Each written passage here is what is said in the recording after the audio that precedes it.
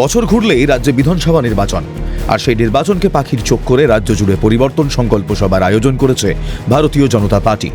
বুধবার উত্তর 24 পরগনার হাবড়ার বিজেপির তরফে পরিবর্তন সংকল্প সভার আয়োজন করা হয়।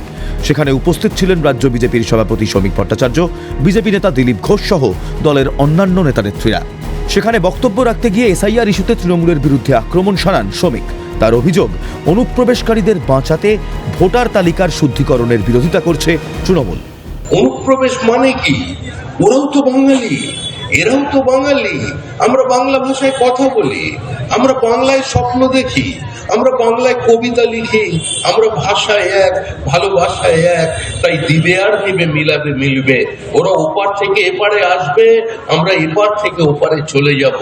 কিন্তু ওপারে চলে যাবার পরিবর্তে তারা এখানে থেকে যাচ্ছে, ভোটার লিস্টে তাদের নাম ঢুকে যাচ্ছে। আর সেই ভোটার লিস্টের শুদ্ধিকরণের বিরোধিতা করে মমতা বন্দ্যোপাধ্যায় অনুপ্রবেশকারী বাঁচাও যাত্রা তৈরি করছেন। এর আগে সভায় বক্তব্য রাখতে গিয়ে অনুপ্রবেশ ইস্যুতে তৃণমূল সরকারকে একহাত নেন বিজেপি নেতা দিলীপ ঘোষ। তার অভিযোগ, রাজ্য সরকারের বাধা দানের কারণেই সীমান্তে কাঁটাতারের বেড়া দেওয়ার কাজ ব্যাহত হচ্ছে। সবচেয়ে বেশি অনুপ্রবেশ এইখানেই হচ্ছে। এই 2219 কিলোমিটার যে বাংলাদেশের সঙ্গে পশ্চিমবাংলার বর্ডার, সেটা সবচেয়ে বেশি টেনশনে, সবচেয়ে বেশি সেনসিটিভ, অসুরক্ষিত আছে। এখনো 400-500 কিলোমিটার জায়গার কাঁটাতারের বেড়া দেওয়া যায়নি, কারণ মমতা ব্যানার্জি চান না বেড়া হোক, তাই জায়গা দিচ্ছেন না।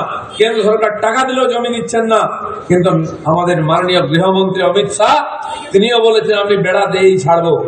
কিছু জলার নদী বাদ দিয়ে প্রায় হয়ে গেছে, বেড়া দেওয়া চলছে, যাতে দিনে রাতে লুকিয়ে কেউ ঢুকে আমাদের উৎপাত করতে না পারে। তার দাবি, ভুয়ো ভোটারের নাম বাদ যাওয়ায় ভয় পেয়েছে তৃণমূল। প্রত্যেকটি জায়গায় হাজার হাজার ভুয়ো ভোটার ঢুকিয়ে দিয়ে ছাপ্পা ভোট মেরে টিএমসি এই ইলেকশন গুলো জিতে নেয়। যেই এসআইআর শুরু হয়েছে, চিৎকার চেঁচামেচি, দেখুন দিদিমণির চিৎকার, করতে দেবো না, হতে দেবো না। সারা ভারতবর্ষে এসআইআর হচ্ছে। এর আগে 10 বার 11 বার এসআইআর হয়ে গেছে।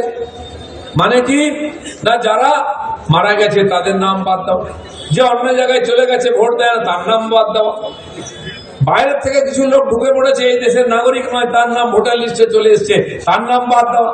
এতে অসুবিধা কি আছে? শুদ্ধিকরণ হচ্ছে ভোটার লিস্টে। যারা যোগ্য ব্যক্তি, এখানকার নাগরিক, তারা এখানকার জনপ্রতিনিধি নির্বাচন করবেন, পঞ্চায়েত থেকে পার্লামেন্ট অব্দি। এ তো সব দেশেই হয়, সারা ভারতবর্ষে হচ্ছে। প্রসঙ্গত, দিন কয়েক আগেই বঙ্গ সফরে এসেছিলেন কেন্দ্রীয় স্বরাষ্ট্রমন্ত্রী অমিত শাহ। সেই সফরে শাহের সঙ্গে দেখা করেছিলেন বিজেপি নেতা দিলীপ ঘোষ। আর তারপর থেকেই পুরনো মেজাজে রাজ্য বিজেপির প্রাক্তন সভাপতি।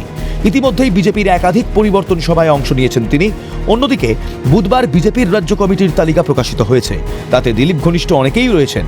স্বভাবতই প্রশ্ন উঠছে, বঙ্গ বিজেপিতে কি ক্রমশ গুরুত্ব বাড়ছে দিলীপের?